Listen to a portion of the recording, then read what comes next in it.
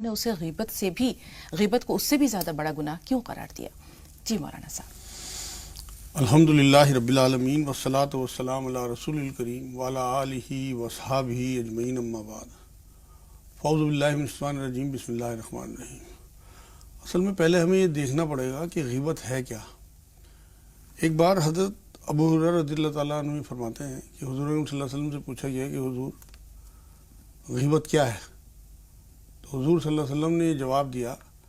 کہ اپنے بھائی کا اس کے پیٹھ پیچھے اس طرح ذکر کرنا کہ اسے ناگوار لگے، یہ غیبت ہے۔ تو ایک صحابی نے جسارت کر کے پوچھ لیا، حضور اگر میرے بھائی میں وہ کمی موجود ہو اور میں اسے بیان کرتا ہوں تو حضور نے تبھی تو غیبت ہے، اگر اس میں وہ کمی موجود نہیں ہے پھر تو یہ بہتان ہے جو غیبت سے بڑا گناہ ہے۔ تو غیبت جو ہے پیٹھ پیچھے اس کی وہ برائی کرنا جو اس میں موجود ہو اور اگر اس کے سامنے کی جائے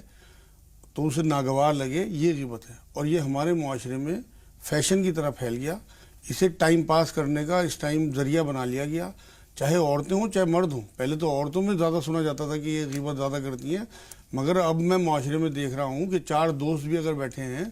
تو جو غیر موجود لوگ ہیں ان کی غیبت مطلب ان کی ذکر کرتے ہیں اور برائی کے ساتھ کرتے ہیں۔ بالکل، یہ ایک چھوٹا سا سوال ہے مولانا صاحب، کسی کی برائی کا تذکرہ اس طرح کرنا کہ اس سے لوگ لطف اندوز ہوں، جیسے کہ یعنی کہ وہ ایک تفریح کا مقصد بنا لیتے ہیں یا اسے وقت گزاری کا، جبکہ ایک سوال یہ بھی یہاں پر آ رہا ہے ذہن میں کہ دوست وہ ہے جو اپنے آپ کو آپ کی کمزوریوں سے آگاہ کرے لیکن خاموشی سے الگ تھلگ لے جا کر، تو ان دونوں میں کیا فرق ہے؟ ایک تو آپ کی خامی کا آپ کے پیچھے ذکر دوسروں سے کرنا، کیا یہ غیبت ہے؟ جی، اصل میں بات یہ ہے نا کہ اگر آپ اس کے ہمدرد ہیں تو آپ اسے تنہائی میں پیار سے اس طرح سے سمجھائیں گے کہ اسے فیل بھی نہ ہو اور اس کی کمی بھی وہ دور ہو جائے۔ حضرت حسن اور حسین کے بارے میں یہ بات آتی ہے کہ ایک بار انہوں نے دیکھا کہ ایک بزرگ وضو کر رہے تھے اور وہ غلط کر رہے تھے، تو انہوں نے ان کے برابر میں جا کے یہ کہا کہ آپ بزرگ ہیں، ہماری عمر کم ہے، آپ ذرا دیکھ لیجئے کہ ہم وضو ٹھیک کر رہے ہیں نہیں کر رہے۔ مطلب انہیں نہیں ٹوکا بلکہ انہیں وضو کر کے دکھایا، تو وہ سمجھ گئے، سمجھدار آدمی تھے، تو انہوں نے ان کے سر پہ ہاتھ رکھا اور انہیں یہ بات کہی کہ تم نے آج میرا وضو صحیح کرا دیا اور صحیح طریقہ استعمال کیا۔ تو یہ اس طرح سے اگر ہم لوگ، ہماری نیت صحیح ہونی چاہیے نا۔ اور جو آپ کہہ رہی ہیں کہ پیٹھ پیچھے مذاق اڑانا، لوگوں میں جو کمیاں ہیں وہ لوگوں میں بیان کرنا، اس کے بارے میں تو ایک حدیث یہ ملتی ہے کہ اس طرح لوگوں کی تفریح کرانے والے لوگوں کی مذاق اڑا کر وہ قیامت میں اتنے اوپر سے پھینکے جائیں گے جیسے آسمان سے زمین کی طرف پھینکا گیا ہو، دوزخ میں اتنی گہرائی میں جائیں گے۔ تو یہ بہت بڑا گناہ ہے، اور قرآن نے تو اس کی ایسی مثال بیان کی ہے غیبت کی کہ اس مثال کو نام لیتے ہوئے بھی گھن آتی ہے۔ آپ دیکھو قرآن یہ کہتا ہے کہ غیبت کا معاملہ ایسا ہے جیسے تو نے اپنے مردہ بھائی کا گوشت کھا لیا۔ اب آپ دیکھیے مردہ کیوں کہا گیا؟ کیونکہ وہ پیٹھ پیچھے جو آپ اس کی برائی کر رہے ہیں وہ تو انجان ہے، وہ اپنی دفاع کر ہی نہیں سکتا، ورنہ آپ اگر اس کی برائی کر رہے ہو کم سے کم آپ سامنے کریں گے تو وہ جواب تو دے گا۔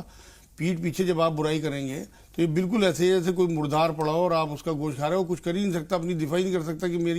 میرے جسم کا کوئی اعضا کاٹ رہا ہے۔ وہ بھی بھائیوں کا معاملہ، کوئی اپنے سگے بھائی کا یا اپنے بھائیوں میں سے کسی کا بھی کوئی یہ تصور نہیں کر سکتا کہ وہ مردہ ہو اور اس کی لاش میں سے گوشت کاٹ کے کھایا جائے۔ اللہ نے ایسی مثال بیان کی ہے کہ اس مثال کو بیان کرتے ہوئے بھی گھن آتی ہے۔ سوچ کے دیکھیں ہم اگر کہ کوئی مردہ پڑا اور ہم گوشت اس کا کاٹ کے کھا رہے ہوں تو کیسا عجیب سی فیلنگ ہوتی ہے۔ بالکل مولانا صاحب، آپ نے یہ بہت صحیح بات بتائی، بلکہ بزرگ کا جو واقعہ بیان کیا یہ بہت اچھا لگا کہ کسی شخص کو خاموشی سے الگ تھلگ لے جا کر اس کی کسی کمزوری یا خامی سے آگاہ کرنا، اس میں ہم دیکھتے ہیں کہ ہمدردی ہے، اس کی مصلحت ہے، اس کی بھلائی ہے، تو یہ تو ٹھیک ہے۔ لیکن کسی کی اس خامی، اس خرابی کو جو کہ اس میں سرے سے موجود ہے ہی نہیں، اسے آپ نے بہتان سے تعبیر کیا۔ ان دونوں کے درمیان ایک چیز اور آتی ہے جسے ہم کہتے ہیں کہ چغلی کیوں کی جاتی ہے، اور چغلی کا مطلب کیا ہے؟ چغلی کا مطلب یہ ہے کہ اصل میں یہ کچھ جیلسی سے متعلق ہے معاملہ، کہ اگر آپ کو کسی کا اسٹیٹس، کسی کا رتبہ، کسی کی خوبصورتی، کسی کی بیوی بچے یا اس کا مال یا اس کی معاشرے میں پوزیشن آپ کو اچھی نہیں لگ رہی جو اللہ نے اسے عطا کیا ہے، تو آپ اس سے حسد کرتے ہو، جیلسی کرتے ہو، اس کے بعد آپ یہ چاہتے ہو کہ اسے میں کسی طرح سے لوگوں کی نظروں میں گرا دوں، اس کے بارے میں پھر یہ چغلیاں کی جاتی ہیں۔ حدیث پاک میں حضور صلی اللہ علیہ وسلم نے یہ بات فرمائی ہے کہ جو لوگ معاشرے میں اس طرح کی حرکتیں کرتے ہیں، چغلیاں کرتے ہیں، دوستوں میں جدائی پیدا کرتے ہیں اور بہتان لگاتے ہیں، یا جو نیک لوگ ہیں ان کے کرداروں پہ کوشچن مارک لگاتے ہیں، ایسے لوگ جو ہیں یہ پھوٹ ڈلوانے والے ہیں اور یہ بڑے گناہ گار ہیں۔ مطلب یہ کبیرہ گناہوں میں ہے، صغیرہ گناہ میں نہیں ہے بلکہ کبیرہ گناہوں میں ہے، کیونکہ اصل میں چغلی کے بعد جو ہے نا آپس میں جھگڑے شروع ہوتے ہیں، الزامات شروع ہوتے ہیں، اور اس سے جدائی پیدا ہوتی ہے دوستوں میں اور رشتہ داروں میں، اور اس کے بعد پھر بد امنی پیدا ہوتی ہے معاشرے میں۔ اسلام جو ہے یہ امن چاہتا ہے معاشرے میں، یہ غیبت ہو، چغلی ہو، بہتان ہو، یہ بد امنی پیدا کرتے ہیں، جس سے کہ معاشرے میں عجیب و غریب فساد پھیلتے ہیں اور رشتہ داری دور ہو جاتی، سالوں سالوں لوگ ایک دوسرے سے ملتے نہیں، چھوڑ دیتے ہیں۔ بالکل مولانا صاحب، اگر کوئی کسی کی چغلی کر رہا ہے تو جو سن رہا ہے اس پر کیا فرض ہے؟ ایک بار حضور صلی اللہ علیہ وسلم نے یہ بات فرمائی تھی، چلتے ہوئے کچھ صحابی ساتھ تھے، تو دو صحابی آپس میں بات کر رہے تھے، تو آگے بڑھے تو ایک کوڑے پہ ایک میرے خیال بکری کا بچہ روایتوں میں ہے یا گدھے کا بچہ، میرے ذہن میں نہیں آ رہی صحیح بات، خیر مردار تھا وہ، تو حضور صلی اللہ علیہ وسلم نے یہ بات کہی کہ تم لوگ اس میں سے گوشت کھاؤ کاٹ کے، تو انہیں عجیب لگی، حضور ہمارے لیے ایسی بات، کہنے جو تم ابھی کر رہے تھے یہ بہت بڑا گناہ ہے۔ تو ایک صاحب تو غیبت کر رہے تھے اور دوسرے صاحب سن رہے تھے، اس سے یہ بات ثابت ہوئی کہ غیبت کرنے والا بھی اور سننے والا بھی، چغلی کرنے والا بھی اور سننے والا بھی، یہ برابر کے شریک ہیں اللہ کی نظر میں۔ یہاں ایک واقعہ یاد آ رہا ہے کہ دو عورتوں کو قے کروائی گئی، کافی وہ بے اطمینانی محسوس کر رہی تھیں، اور جب انہوں نے قے کی تو اس میں سے کچا گوشت نکلا، یعنی کہ اس قے میں پتہ چلا کہ انہوں نے غیبت کی تھی۔ تو یہ دیکھیں کہ رسول پاک صلی اللہ علیہ وسلم نے بھی جیسے جو بات آپ واقعہ جس کی طرف اشارہ کر رہے تھے، وہ اس کا کچھ تذکرہ اس واقعے میں بھی ہے۔ ہم اس چیز کی شدت کو محسوس نہیں کرتے، اور آج کل یہ جو کمیونیکیشن کے وسائل اتنے ہمارے عام ہو چکے ہیں، گھر میں بچوں کے پاس بھی ہیں، عورتوں کے پاس بھی ہیں، اور اس سے یہ چیز، یہ جو برائی ہے مولانا صاحب، یہ کس قدر بڑھ رہی ہے۔ اگر ہم ابھی غیبت اور چغلی کی ہی بات کریں، بہتان تو بہت بڑا گناہ ہے، بہت عظیم گناہ ہے۔ جی اصل میں بات یہ ہے نا کہ غیبت کو اب غیبت نہیں سمجھا جاتا، اگر کسی کو منع بھی کرو نا تو یہ کہتا ہے کہ ہم تو وہی بات بتا رہے جو اس میں ہے، جبکہ حضور اکرم صلی اللہ علیہ وسلم کی حدیث ہمارے سامنے واضح حدیث ہے، بہت مشہور حدیث ہے کہ اگر اس میں وہ برائی موجود ہے تبھی تو یہ غیبت ہے، ورنہ تو یہ بہتان ہے۔ اور بہتان کا جو معاملہ ہے وہ جھوٹ لگانا، کسی پہ الزام لگانا جھوٹا، وہ بہتان کہلاتا ہے۔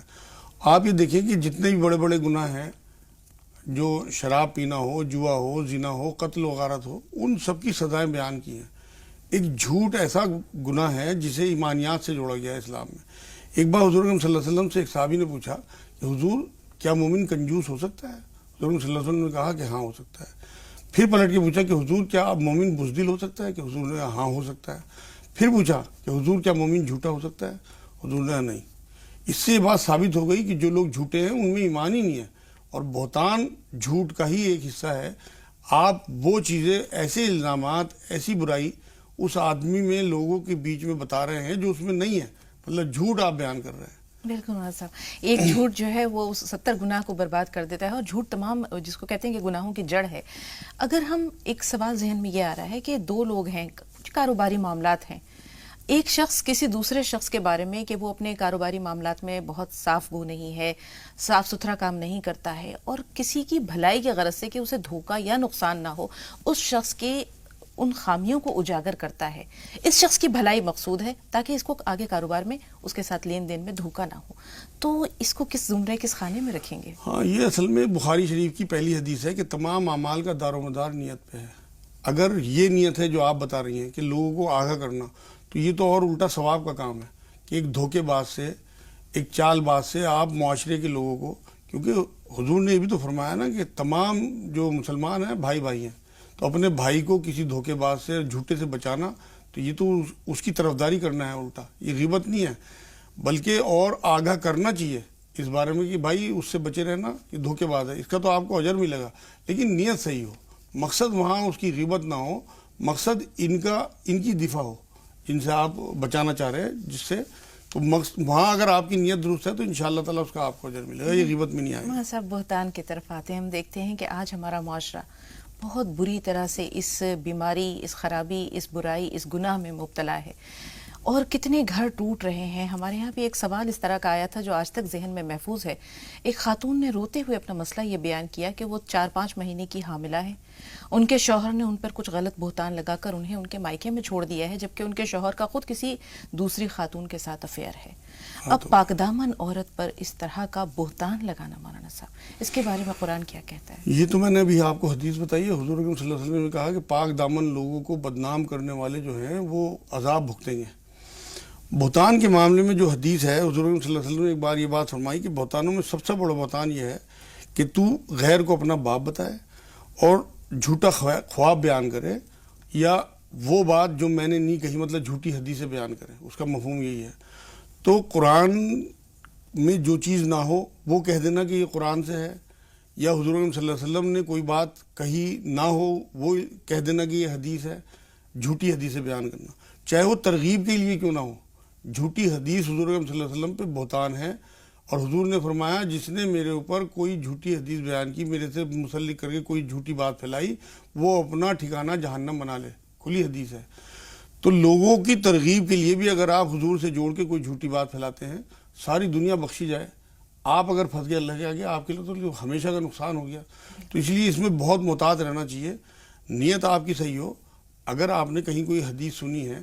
اور وہ واضح طور پہ چاروں طرف پھیلی ہوئی ہے، پھر تو آپ اسے بیان کر دیں. ادروائز جب تک آپ اسے دیکھ نہ لیں، یہ اوتھینٹک حدیث ہے نہیں ہے، تب تک بیان نہیں کرنی چاہیے. کیونکہ ایک بار حضور نے یہ بھی فرمائی تھی کہ انسان کے جھوٹا ہونے کے لیے اتنا کافی ہے کہ وہ سنی سنائی بات کو آگے بڑھا دے. تو جھوٹی حدیثیں ہوں یا قرآن کی طرف کوئی بھی اشارہ کر کے کہ یہ قرآن میں ہے اور اس میں نہ ہو،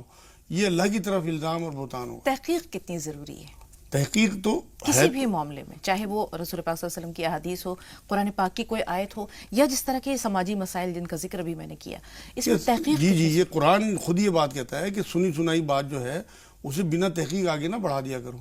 ایک تو ہوتی ہے متواتر کوئی چیز چلی آ رہی ہے، جیسے حدیثیں ہیں، قرآن کی آیتیں ہیں، سنتے چلے آ رہے ہیں بزرگوں سے، بزرگان دین سے، اور وہ عام ہیں. کبھی آپ نے تحقیق کر لی اور اب آپ کو سالوں ہو گئے، لیکن وہ آپ کے منہ پہ زبان پہ چڑھی ہوئی ہیں، بات چیت میں آپ کی رہتی ہے، تو ٹھیک ہے،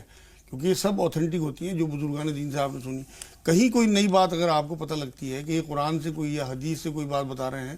اور آپ نے پہلے نہیں سنی، تو آپ کے اوپر یہ ذمہ داری ہوگی کہ پہلے آپ اسے چیک کر لیں، تب آپ آگے بڑھائیں. بڑھانا بھی ضروری ہے کیونکہ حضور نے فرمایا کہ میرے سے کوئی بات اگر ایک بات بھی تم تک پہنچے تو اسے آگے بڑھا دو. تو قرآن کی آیتیں ہوں اپنی بات چیت میں، اگر آپ قرآن پڑھ رہے ہیں تو وہ آپ کی بات چیت میں آٹومیٹکلی آ جائیں گی. اللہ کی طرف سے یہ ایسا معاملہ ہو جائے. اور حدیث لوگوں کو ترغیب دلانے کے لیے، ان کی ایمان درست کرنے کے لیے، انہیں ڈرانے کے لیے، ہر طریقے کی حدیث حضور صلی اللہ علیہ وسلم پوری زندگی 63 سال کی ہمارے سامنے، تو وہ بیان کرتے رہنا چاہیے. صاحب قرآن اور حدیث کے بارے میں تو ہماری تشنگی باقی نہیں ہے، لیکن جو سماجی مسائل جن کا ذکر کیا اس سلسلے میں ہمیں لگتا ہے کہ انشاءاللہ اس پر ایک ملاقات یا گفتگو کو آگے بڑھانا بہت ضروری ہوگا. فی الحال 2 کالرز ہمارے ساتھ ہیں، بات چیت کے سلسلے کو تھوڑی دیر کے لیے روکتے ہیں اور کالرز کو شامل کرتے ہیں. سروت صاحبہ استقبال ہے آپ کا، فرمائیے سوال کیا ہے. السلام علیکم. وعلیکم السلام. جی میرے شوہر کو یعنی جادو خلی سے کیے گئے پہلے سے کافی ٹائم سے، میں نے بہت علاج بھی کروائی، مگر یہ بار بار جیسے اٹھتے ہیں تو بولتے ہیں میرے کو ساری کمزوری طاقت کھینچی جا رہی ہے، میرے سے بہت میرے کو ویکنیس ہو رہا ہے. جب اٹھتے ہیں نماز